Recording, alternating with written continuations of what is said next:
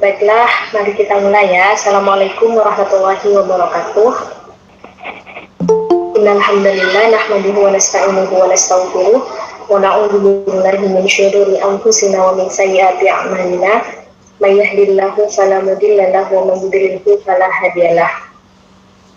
Asyhadu an la ilaha illallah wa asyhadu anna Muhammadan abduhu wa rasuluh. La nabiyya wa la rasula ba'da.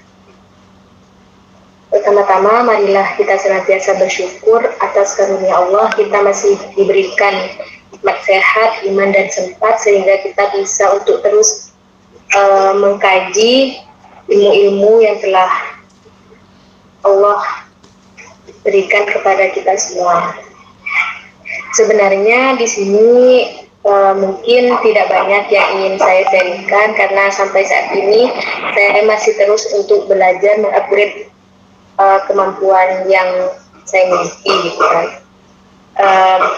Baiklah, langsung aja kita mulai. Di sini saya akan istilahnya sharing kepada teman-teman semua gimana sih tips-tips dasar dalam menulis karya ilmiah supaya karya ilmiah kita itu lolos ataupun bisa tembus jurnal seperti itu.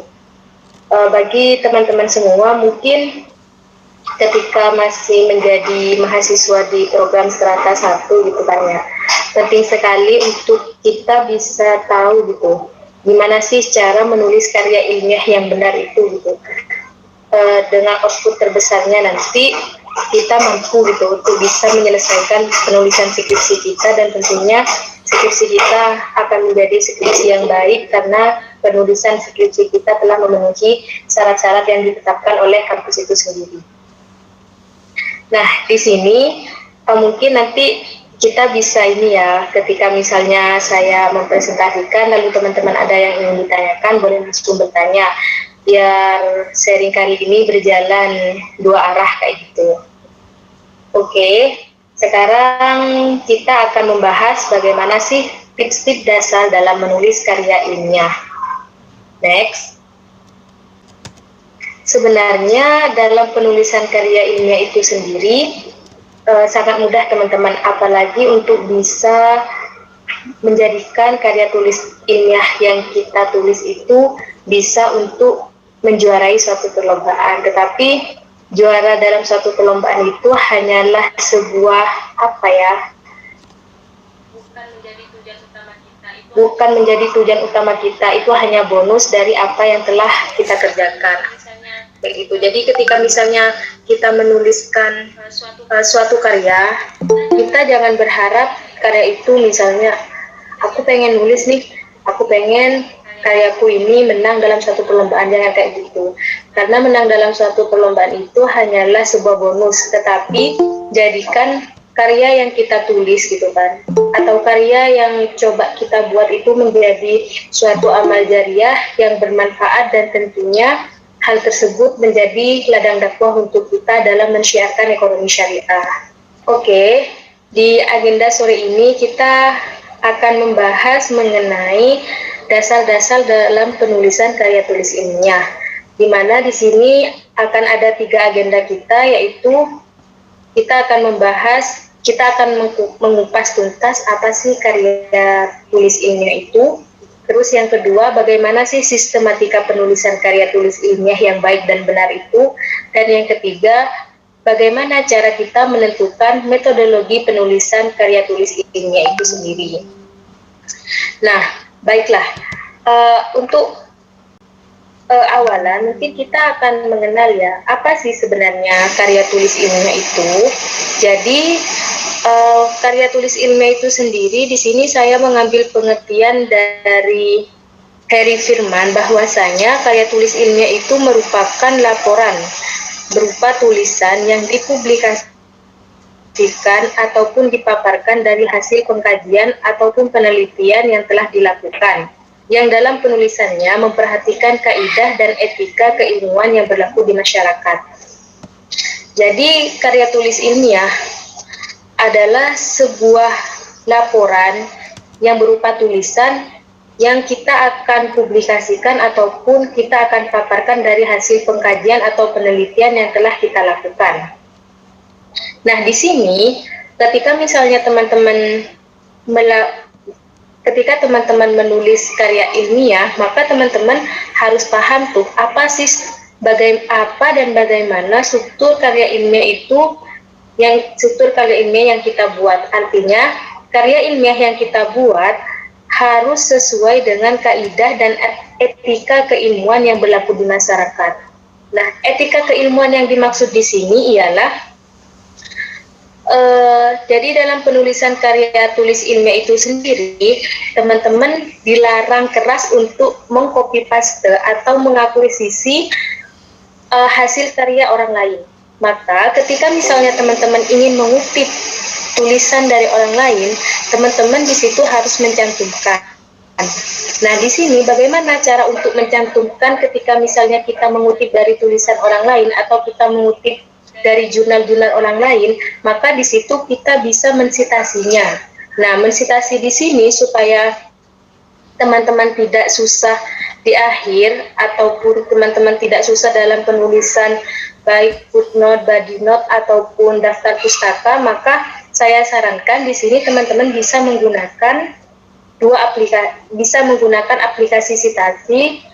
Salah satunya bisa menggunakan Mendeley ataupun Zotero. Kalau misalnya di step sendiri, teman-teman ketika awal masuk perkuliahan biasanya sudah dikenalkan dengan cara penggunaan Mendeley. Nah, ketika misalnya teman-teman menggunakan Mendeley, maka secara tidak langsung ketika misalnya teman-teman mensitasi karya tulis orang lain, maka tulisan teman-teman itu akan terhindar dari plagiarisme. Nah, maka ketika misalnya teman-teman di sini sudah memiliki ancang-ancang untuk menulis karya tulis ilmiah, maka sebelum menulis karya tulis ilmiah sendiri, teman-teman sudah harus punya di laptop masing-masing itu aplikasi untuk sitasi. Bisa menggunakan Mendeley ataupun bisa menggunakan Zotero, seperti itu. Nah, dalam menulis karya tulis ilmiah, jadi gini, seorang penulis dia itu harus memiliki kepekaan terhadap apa yang terjadi di sekitarnya.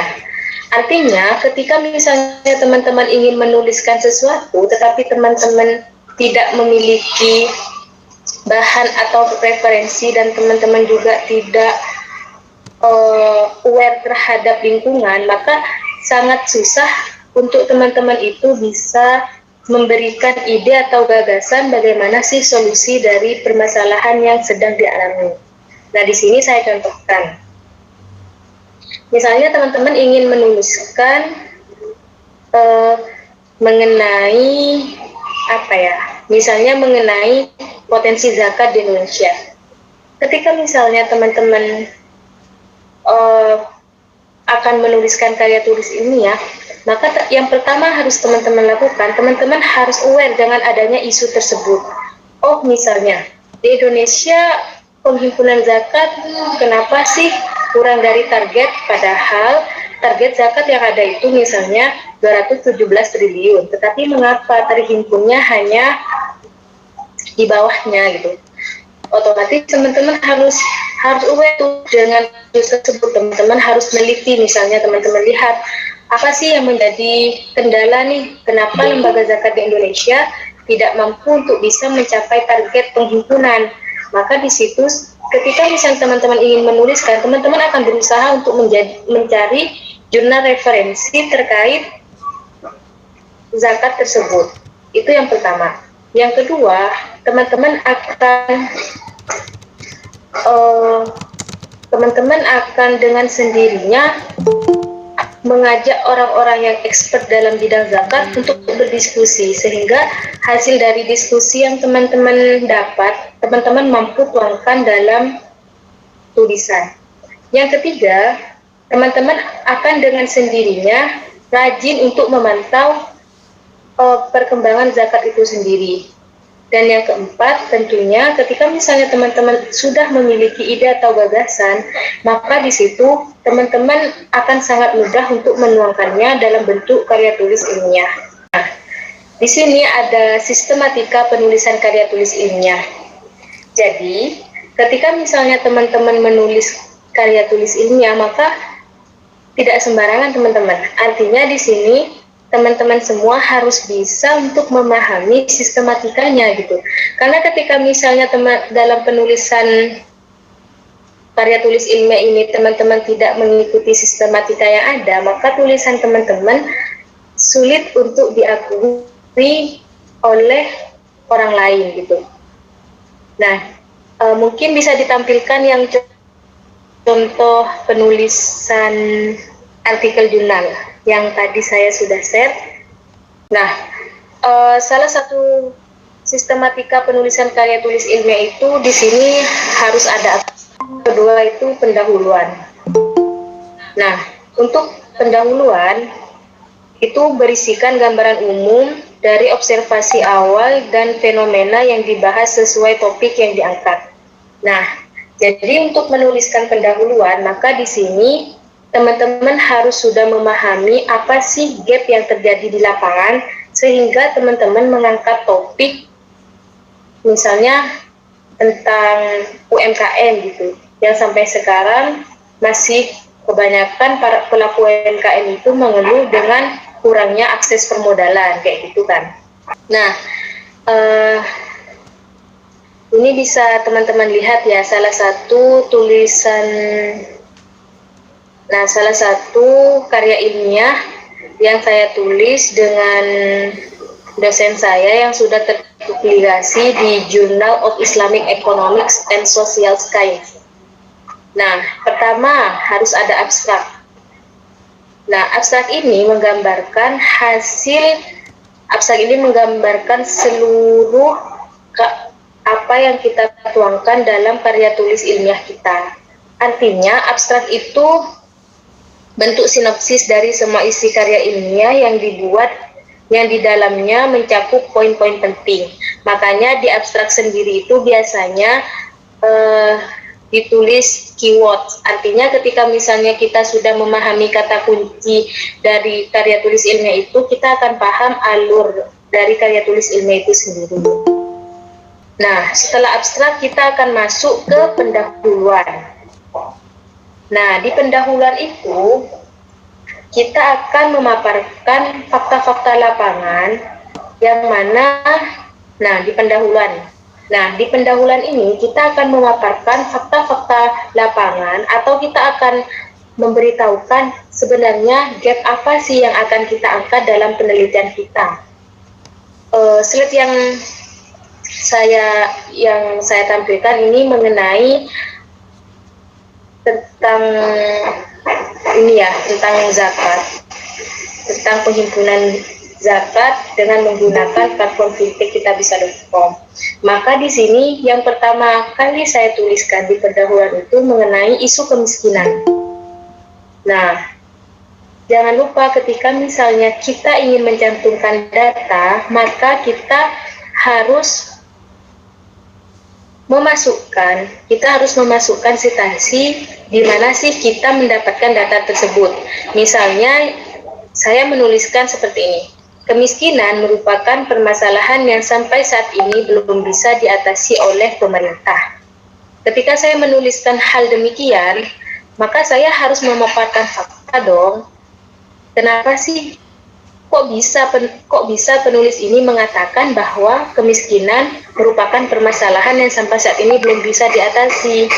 Ternyata penulis kuatkan dengan berdasarkan data BPS 2018, jumlah penduduk miskin di Indonesia mencapai 25,95 juta orang. Nah, ketika argumen kita dikuatkan oleh data yang ada atau oleh fakta di lapangan, maka hal tersebut akan mengundang kepercayaan orang untuk memastikan bahwa ketika misalnya kita menulis karya ilmiah, kita tidak hanya menulisnya dengan persangkaan kita, tetapi kita menuliskan berdasarkan fakta-fakta di lapangan.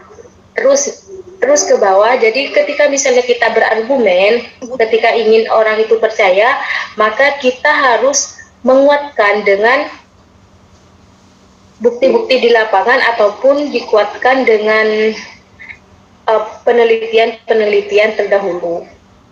Nah, setelah pendahuluan, kita akan masuk ke metode penelitian. Metode penelitian.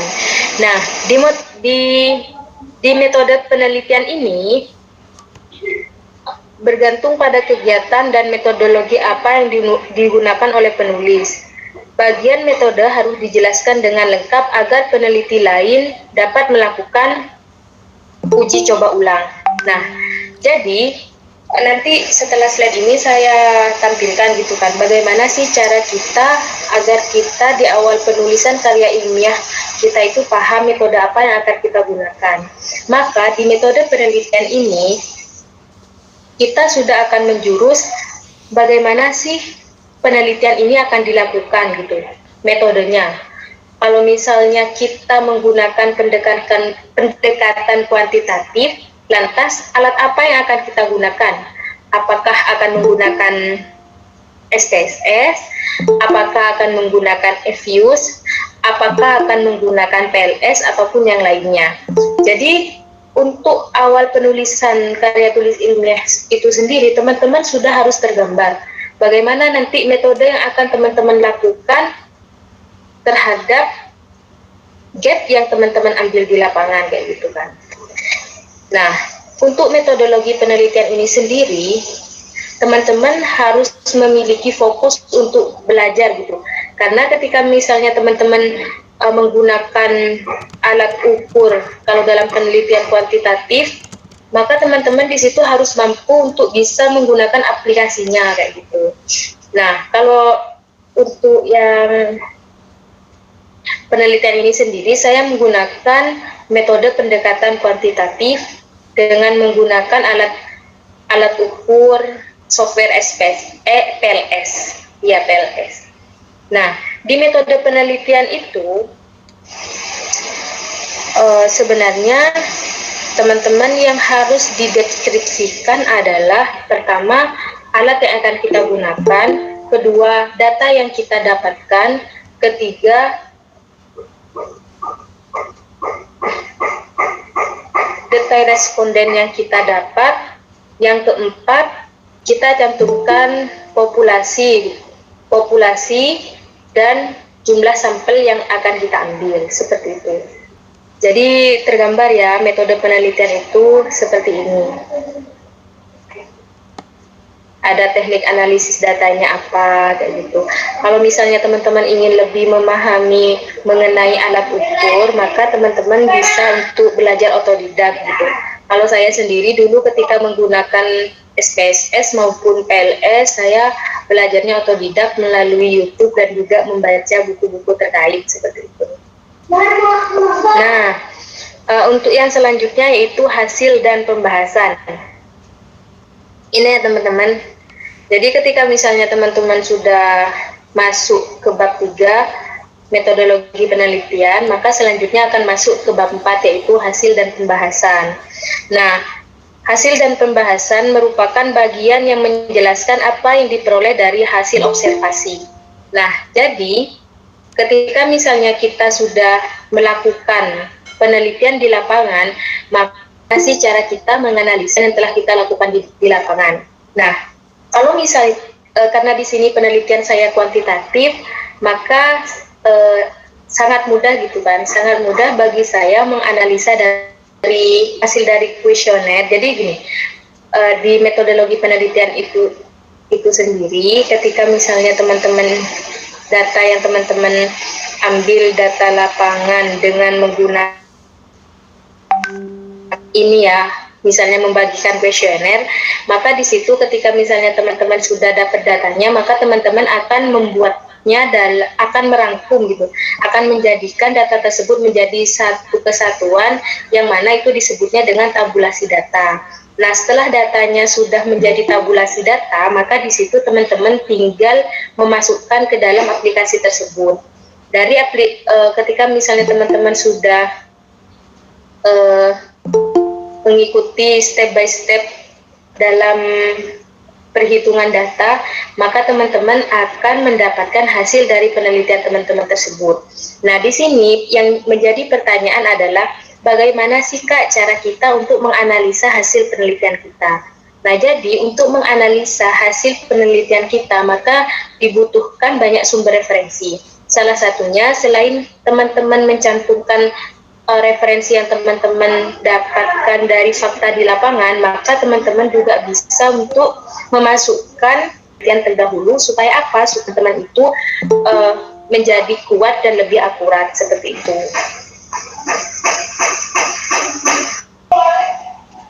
Nah, yang terakhir adalah kesimpulan. Jadi, di kesimpulan itu adalah bagian akhir dari penulisan karya ilmiah yang menunjukkan jawaban atas tujuan yang telah dikemukakan dalam pendahuluan. Nah, jadi kan di pendahuluan tadi kita sebutkan permasalahan yang akan gap yang kita angkat itu apa. Maka ketika hasil penelitian yang dilakukan misalnya dicontohkan analisis dan pembahasan hasil penelitian pengaruh sosial marketing campaign terhadap keputusan masyarakat untuk membayar zakat di Basnas melalui platform vintage kitabisa.com, maka dapat bahwa variabel independen sosial marketing campaign yang terdiri dari menciptakan kesadaran X1 sampai dengan X4 di antara variabel yang signifikan diperoleh bahwa variabel memberdayakan orang untuk bertindak memiliki pengaruh yang dominan daripada variabel yang lain. Jadi dapat disimpulkan dalam penelitian ini variabel yang sangat berpengaruh terhadap keputusan masyarakat untuk membayar zakat di Basnas melalui platform vintage kitabisa.com yaitu memberdayakan orang untuk bertindak. Sedangkan untuk variabel mengubah sikap dan kondisi menjadi variabel terendah dan tidak memiliki pengaruh signifikan dalam mempengaruhi keputusan masyarakat untuk membayar zakat di Basnas melalui platform vintage kitabisa.com. Jadi sudah jelas ya. Jadi ketika misalnya orang-orang itu membaca runtutan karya tulis ilmiah dari awal sampai akhir, mereka itu akan bisa mengikuti alur penulisan dari karya ilmiah yang telah orang-orang itu buat. Seperti itu. Nah, ketika sudah sampai di bab kesimpulan, maka di sini juga terdapat hal penting dalam penulisan karya ilmiah yang teman-teman buat. Apa itu? Nah, ini adalah referensi yang kita gunakan atau bisa kita kenal dengan daftar pustaka. Nah, ketika misalnya teman-teman mengutip tulisan orang lain, maka di situ teman-teman bisa mencantumkannya dalam body note ataupun dalam bentuk footnote. Nah, untuk memudahkan teman-teman dalam mensitasi karya tulis orang lain, maka di sini teman-teman bisa untuk memperdalam bagaimana cara penggunaan aplikasi Mendeley ataupun aplikasi Zotero, di mana fungsi dari kedua software tersebut membantu teman-teman dalam mensitasi penulisan teman-teman.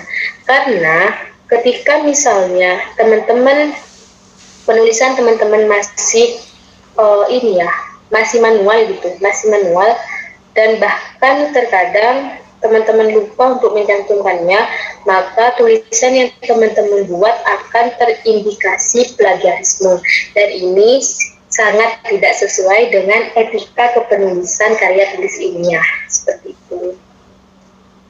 Mungkin bisa dibukakan slide yang PowerPoint ya. Nah, jadi ini teman-teman, sistematika penulisan karya ilmiah. Pertama, harus ada abstrak. Yang kedua, harus ada pendahuluan, di mana pendahuluan ini terdiri dari latar belakang, rumusan masalah, tujuan penelitian. Habis itu ini sebenarnya ini ya, kalau di karya tulis ilmiah itu sendiri di pendahuluan itulah yang sangat menentukan alur dari apa yang akan kita tulis. Dikarenakan di pendahuluan inilah gap kita akan diketahui oleh banyak orang. Tema yang akan kita angkat dalam penulisan karya tulis ilmiah kita akan diketahui oleh pembaca. Nah, sebenarnya kenapa saya tidak menuliskan di bab 2 atau bab tinjauan pustaka, dikarenakan kalau untuk penulisan tinjauan pustaka sendiri teman-teman akan menyesuaikan dengan tema yang teman-teman angkat. Misalnya di situ ada zakat, maka teman-teman akan menguraikan pengertian, fungsi, dalil, urgensi, dan lain sebagainya. Ini yang sistematika secara umumnya aja seperti ini teman-teman.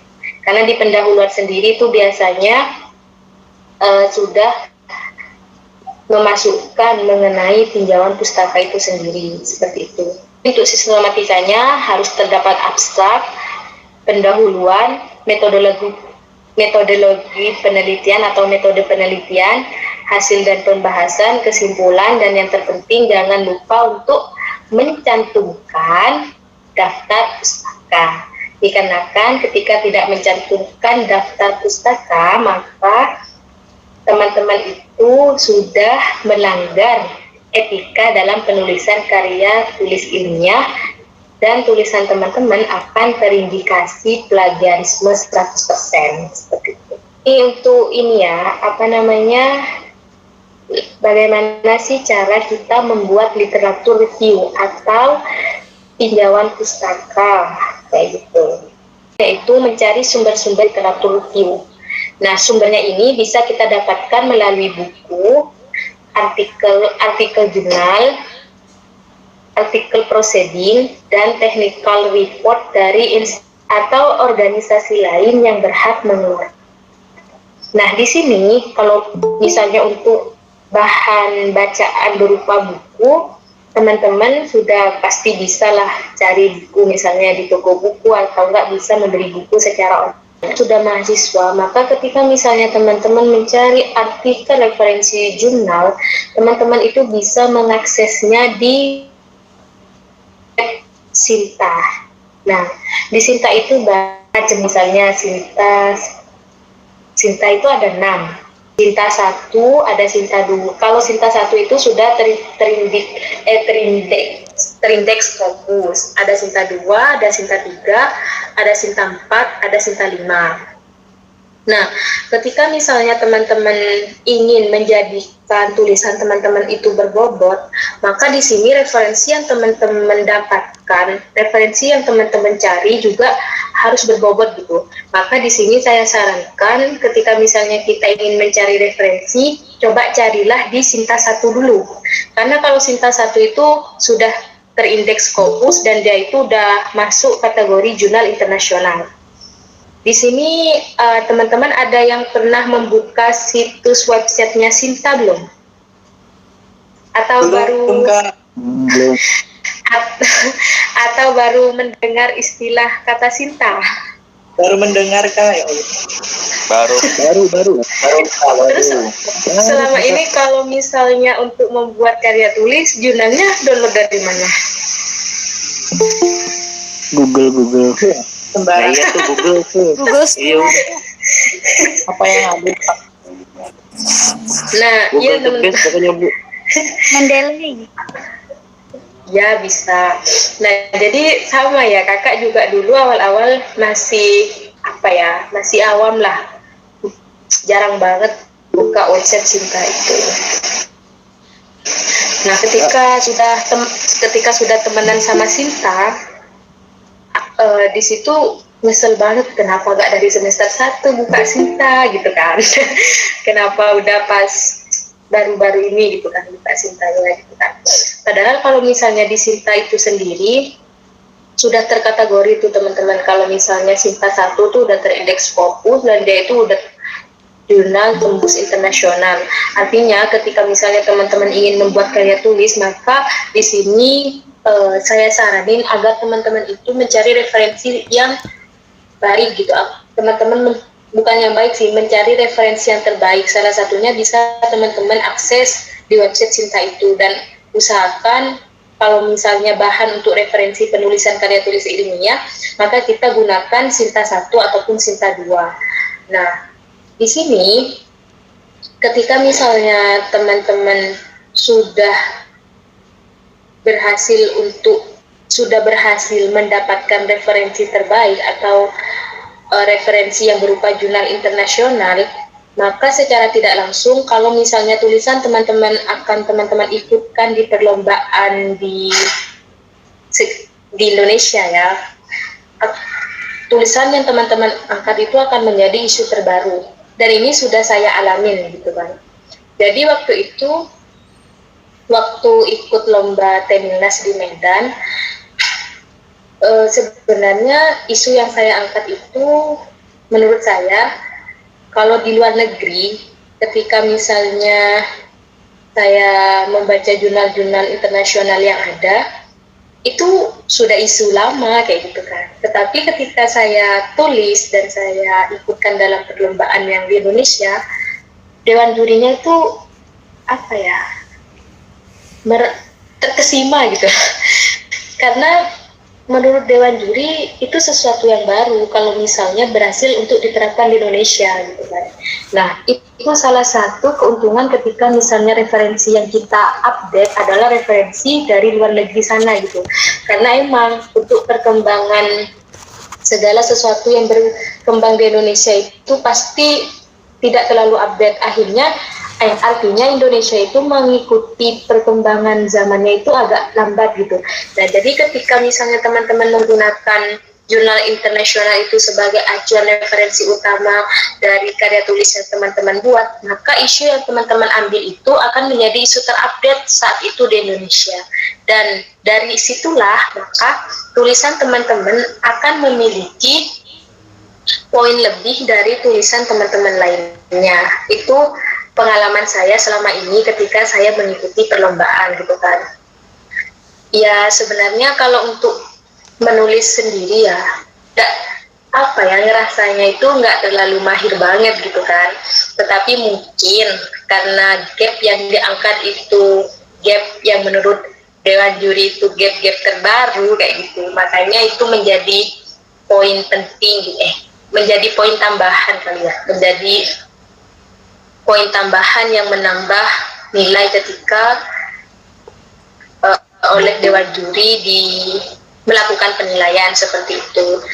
Itu juga saya alami waktu itu ikut lomba di fraksi kebangsaan PKS DPR RI. Jadi waktu itu alhamdulillah mendapat juara pertama. Dan yang di juara 2 dan 3-nya itu menurut saya kampus-kampus yang sangat ternama gitu di Indonesia dan banyak peminatnya lah kayak gitu kan. Nah, padahal kalau misalnya ini sebenarnya saya malu ya sharing sama teman-teman. Ketika ikut lomba fraksi kebangsaan PKS DPR RI itu, saya ngerjainnya itu cuma 2 jam, ya 2 atau 3 jam lah. Jadi waktu itu misalnya tanggal berapa ya, tanggal 13 ya, tanggal 13 itu terakhir, karena di kosan teman-teman pada keluar malam mingguan dan saya sendirian, akhirnya saya karena iseng aja coba tuh nulis. Sebelumnya emang udah punya, jadi waktu itu saya ngangkat temanya mengenai pemanfaatan wakaf untuk pengembangan UMKM di Indonesia menggunakan teknologi apa gitu, saya lupa. Nah, di situ saya nulisnya tuh antara 2 sampai 3 jam. Tetapi yang menjadi poin penting kenapa tulisan saya itu bisa menjuarai itu, menurut saya, pertama, jurnal-jurnal yang saya pakai itu adalah jurnal-jurnal internasional. Yang mana salah satunya itu waktu di SEBI kan sering kan jadi waktu di SEBI pas waktu jadi volunteer cybersih itu kan sering dimintain untuk ngeresum jurnal. Nah waktu itu salah satu dosen itu meminta untuk meresum jurnal yang akan dipresentasikan oleh salah satu dosen di SEBI di Kementerian Keuangan. Nah, otomatis saya punya kan datanya. Nah, dari data itulah saya mengambil referensinya. Dan waktu pengambilan hadiah di Sentul waktu itu, di Sentul, Dewan jurinya nanya, penelitian yang kamu lakukan berapa bulan? Dalam hati saya bilang, jangankan berapa bulan, 1 hari pun nggak nyampe Pak. Cuma 2 atau 3 jam saya nulisnya.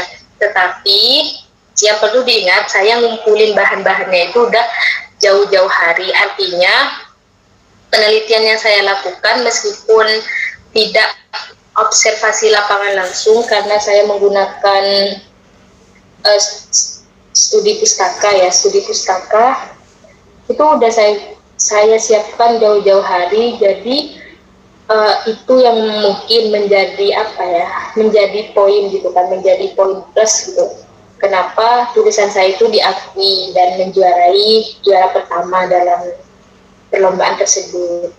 Nah, itulah pentingnya ketika teman-teman itu bisa untuk mengumpulkan referensi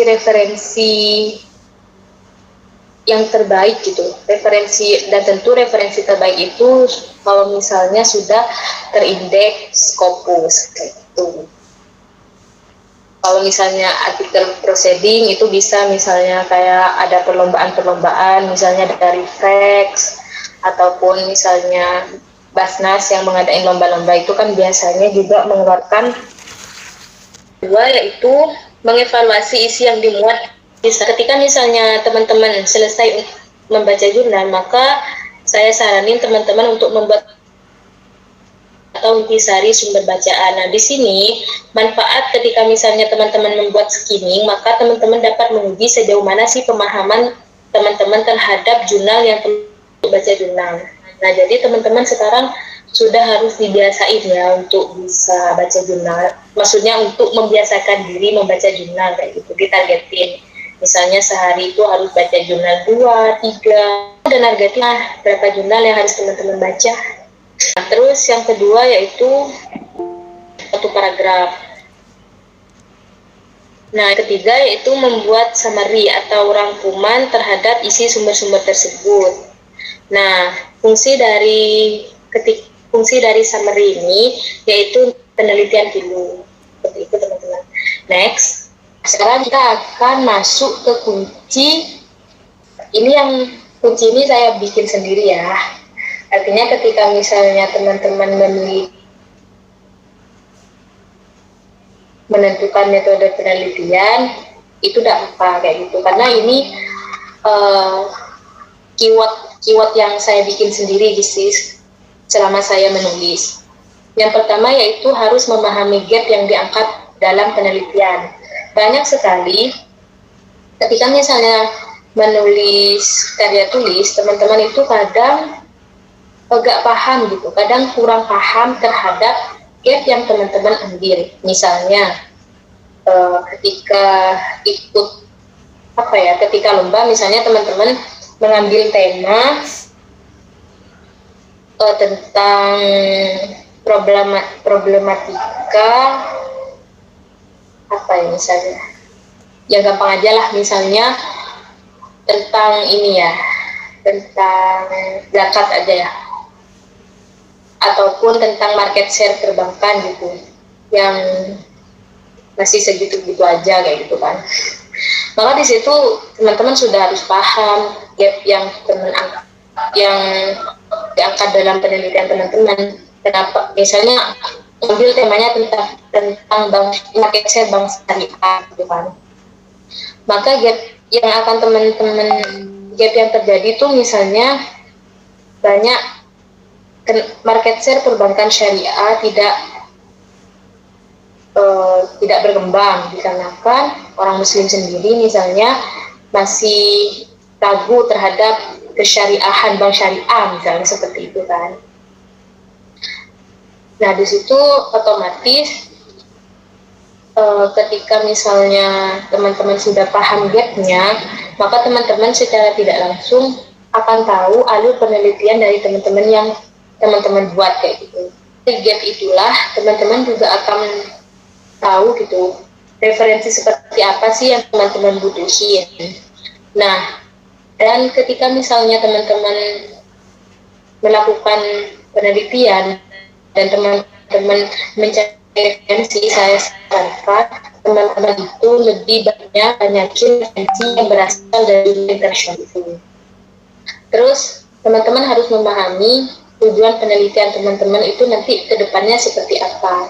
Ketika misalnya teman-teman paham tujuan penelitian teman-teman, itu teman-teman paham nanti output dari penelitian ini apa, dan kira-kira metode yang tepat untuk penelitian yang teman-teman gunakan itu apa, seperti itu. Memahami kerangka penelitian. Jadi supaya penelitian teman-teman itu terarah, saya saranin teman-teman untuk membuat kerangka pemikiran penelitian. Kerangka pemikiran penelitian ini akan menggambarkan alur penelitian teman-teman dari awal sampai akhir. Dengan memahami 3 kunci tersebut, maka kita bisa menerapkan cara pengolahan data yang benar dan mampu menginterpretasikannya sehingga hasil penelitian yang dilakukan bisa terpublikasi dan memberikan manfaat. Mungkin hanya ini, selanjutnya saya serahkan kepada moderator ya.